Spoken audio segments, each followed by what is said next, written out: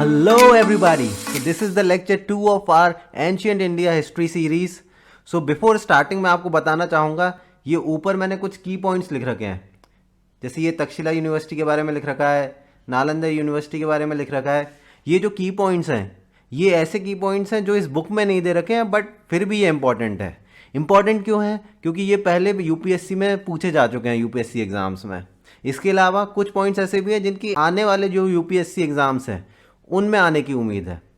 तो ये की पॉइंट्स आपको याद रखने हैं जो मैंने ऊपर अलग से लिख रखे हैं. इसके साथ साथ मैं आपको एक चीज़ और बताना चाहूँगा. स्टूडेंट्स क्या गलती करें कि एक ही सब्जेक्ट के लिए 2 किताब पढ़ ली, 4 किताब पढ़ ली.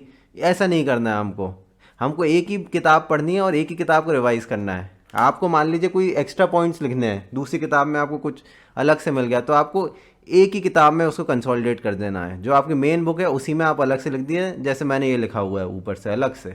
इसमें क्या होगा, आपको रिवीजन करने में आसानी होगी. जब आप रिवाइज़ करोगे ना, पूरा सिलेबस काफ़ी ज़्यादा हो जाता है इकट्ठा करने में. जो आप रिवाइज़ करोगे तो आपको एक ही किताब में, एक सब्जेक्ट के लिए एक ही किताब में सब कुछ मिल जाएगा. तो इससे रिविज़न फास्ट होगा और आपको रिटेन भी ज़्यादा अच्छे तरीके से रहेगा. तो अब ये जैसे पेज के ऊपर मैंने की पॉइंट लिख रखा है. क्या लिखा हुआ है? तक्षशिला यूनिवर्सिटी. ये कहाँ पे? ये पाकिस्तान में. ये कब इस्टेब्लिश हुई थी? ये इस्टेब्लिश हुई थी 10th सेंचुरी BC में. और इसके लगभग 1500 साल बाद नालंदा यूनिवर्सिटी, जो कि बिहार में है, ये इस्टेब्लिश हुई थी. कब? 5th सेंचुरी AD में. ये दोनों पॉइंट्स आपको याद रखना है, काफ़ी इंपॉर्टेंट पॉइंट्स हैं. चलिए अब इसके साथ हम स्टार्ट करते हैं chapter 2, modern historians of ancient India. अब इसमें जो पहला अपना पॉइंट कवरेज है वो है कॉलोनियलिस्ट व्यूज़. मतलब वेस्टर्न स्कॉलर के क्या व्यूज़ थे या ब्रिटिश स्कॉलर्स के क्या व्यूज़ थे इंडियन हिस्ट्री को लेके. तो इसमें हम देखेंगे कि भाई बैटल ऑफ बक्सर हुई थी. बैटल ऑफ बक्सर कब हुई थी? 1764 में. 1764 में आपकी बैटल ऑफ बक्सर हुई. बैटल ऑफ बक्सर 1764 में. इस बैटल के साथ ही ईस्ट इंडिया कंपनी ने काफ़ी सारे एरियाज़ पे अपना कब्ज़ा जमा लिया. ईस्ट इंडिया कंपनी या ब्रिटिश गवर्नमेंट आप कह लो, उसमें इंडिया में काफ़ी ज़्यादा अपना कब्ज़ा जमा लिया, काफ़ी ज़्यादा एरियाज़ कवर कर लिए. अब इसमें क्या हुआ, जब इतने सारे एरियाज़ कवर कर लिया, अब उनको आपको गवर्न भी करना है, एडमिनिस्ट्रेशन प्रॉपर करना है. तो इसके लिए उन्होंने क्या किया, Asiatic society of Bengal establish की 1784 में कैलकाटा में. ये इस्टेब्लिश की गई सर विलियम जोन्स द्वारा. अब इसका क्या एम था इस्टेब्लिश करने का, एशियाटिक सोसाइटी ऑफ कैलकाटा या Asiatic society of Bengal? Sir William Jones ने इस्टेब्लिश क्यों की ये? क्योंकि इंडिया ऐसी डाइवर्स कंट्री है जहाँ वेरियस कल्चर हैं, अलग अलग टाइप की लैंग्वेजेस हैं, वो यूज़ की जाती हैं. तो इन सब जो भी अपनी सेक्रेड बुक्स थी या इंडियन बुक्स थी, जैसे भगवद गीता या अभिज्ञान शकुंतलम, इनको ट्रांसलेट करने के लिए इंग्लिश में इसका ट्रांसलेशन करने के लिए, ताकि जो ब्रिटिशर्स हैं उनको इंडियन कल्चर समझ में आए, इसलिए Asiatic society of Bengal establish की 1784 कैलकाटा में सर विलियम जोन्स ने. तो ये आपको रिटेन करना है, इंपॉर्टेंट पॉइंट है ये.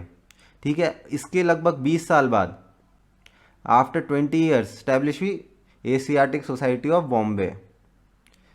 कब हुई? 1804 में. यह आपको याद रखना है. ठीक है.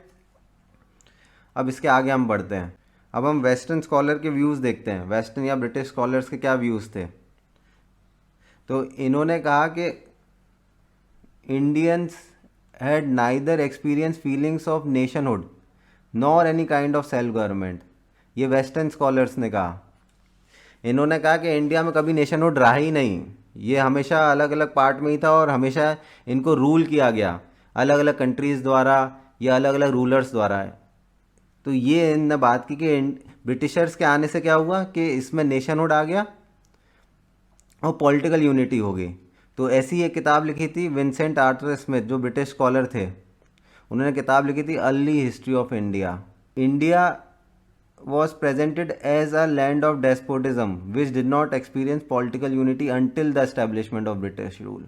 इनका कहना था कि इंडिया में हमेशा डिक्टेटरों ने रूल किया है, दूसरे लोगों ने रूल किया है, बाहरी लोगों ने रूल किया है, और इसके ब्रिटिश रूल के आने से यहाँ पे यूनिटी आ गई है, पॉलिटिकल यूनिटी आ गई है। इसी के साथ साथ इनकी किताब में विंसेंट आर्थर स्मिथ की जो अर्ली हिस्ट्री ऑफ इंडिया किताब थी, इसमें अलेक्जेंडर इन्वेजन को 1/3 पार्ट मिला इस बुक का। मतलब अलेक्जेंडर, आप कोई भी बुक है ये वाली, इसमें 1/3 पार्ट जो था वो अलेक्जेंडर इन्वेजन पे ही लिखा गया था। अब हम देखते हैं ये वाला topic, nationalist approach and contribution. इसका मतलब क्या हुआ, जो नेशनलिस्ट व्यूज़ थे, मतलब views of Indian scholar, Indian scholar के क्या व्यूज़ थे इंडियन हिस्ट्री को लेके। तो इंडियन स्कॉलर्स ने पूरा का पूरा तरह अपोज किया ब्रिटिश व्यूज़ को।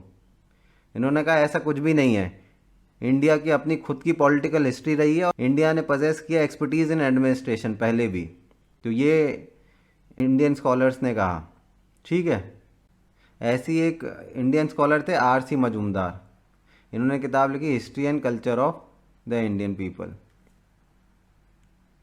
अब इंडियन जो स्कॉलर्स ने, ये देखिए ये लाइन लिखी है, in contrast to the book of Vincent Arthur Smith who give almost 1/3 of the total space to Alexander invasion. Indian scholars ने अलेक्जेंडर इन्वेजन वाले सब्जेक्ट को बहुत ही कम स्पेस दी, ठीक है।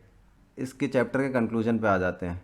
कंक्लूजन में हम लिख सकते हैं कि colonialist use the study of India's past to prevent its progress. मतलब इंडिया को ऐसा दिखाना कि इंडिया में कभी भी नेशनहुड था ही नहीं, इंडिया में पॉलिटिकल यूनिटी था ही नहीं, इंडिया हमेशा लैंड ऑफ डेस्पोटिज्म था, ये सब दिखा के कॉलोनिस्ट ये यूज़ कर रहे थे ब्रिटिशर्स के भाई इंडिया में नेशनहुड आ गया है हमारे आने से पॉलिटिकल यूनिटी आ गई है। ये पूरा हमारा चैप्टर कंप्लीट हो गया। तो आगे हम नेक्स्ट लेक्चर में कवर करेंगे। Thank you very much.